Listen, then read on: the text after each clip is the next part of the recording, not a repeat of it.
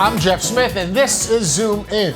It's been nearly a year since Israel faced its biggest civilian tragedy in history, the Mount Meron stampede during the Lag BaOmer holiday that left dozens of worshippers dead, over 150 more seriously injured.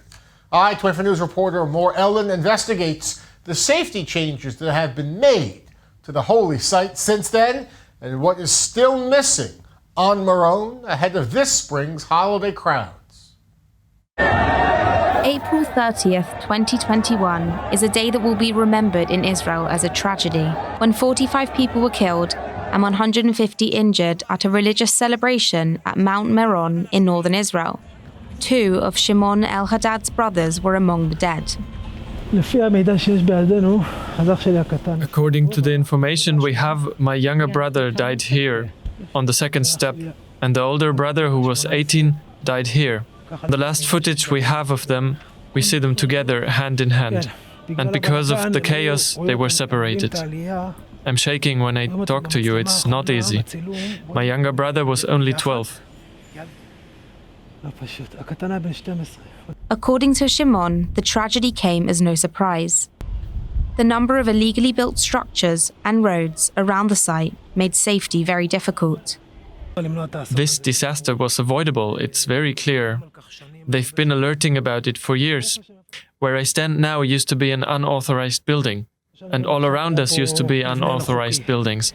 Now things have started to change. An engineer appointed by a government office to check the safety of the event has testified that he gave signed approval for the event, even though he knew the police were allowing in more people than authorized.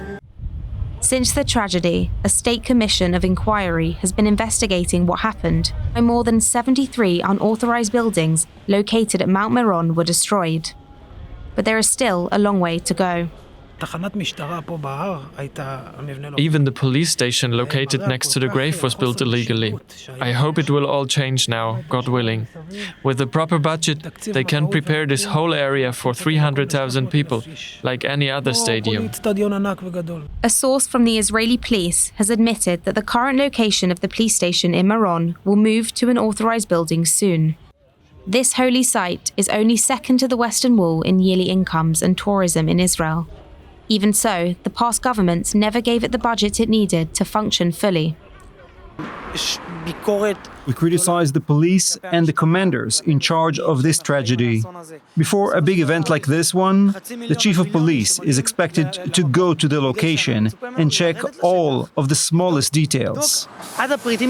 Diskind is not just the representative of the families. He also lost his brother in the tragic event.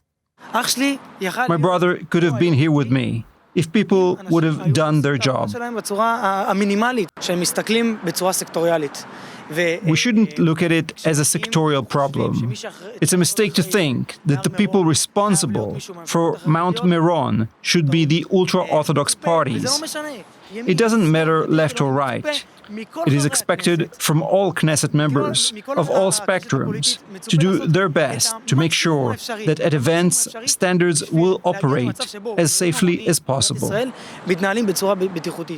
The former government, led by Benjamin Netanyahu, declared a day of mourning, but refused to open a formal investigation.